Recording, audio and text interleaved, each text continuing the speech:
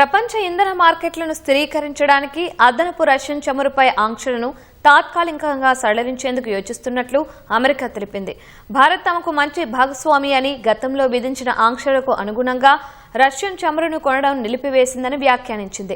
ఇప్పటికే సముద్రాల్లోని ఓడల్లో ఉన్న రష్యన్ చమురును భారత్ కొనేందుకు అంగీకరించామని అమెరికా ఆర్థిక మంత్రి స్కాట్ బెసెంట్ గుర్తు చేశారు. ఓడల్లో ఉన్నది కాక మిగిలిన రష్యన్ చమురుపై కూడా ఆంక్షలను తాత్కాలికంగా సడలించాలని యోచిస్తున్నట్లు వివరించారు. ఈ యుద్ధం సమయంలో మార్కెట్కు ఉపశమనం కలిగించే చర్యలను క్రమం తప్పకుండా కొనసాగిస్తామన్నారు.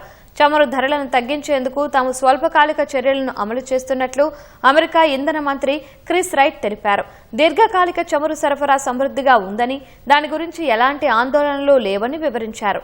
కానీ స్వల్పకాలంలో మార్కెట్లో చమురును పొందాల్సిన అవసరం ఉందని పేర్కొన్నారు. భారత్ రష్యన్ ఆయిల్ను కొని శుద్ధి చేస్తే ఇతర రిఫైనరీలపై భారం తగ్గుతుందని రైట్ చెప్పారు.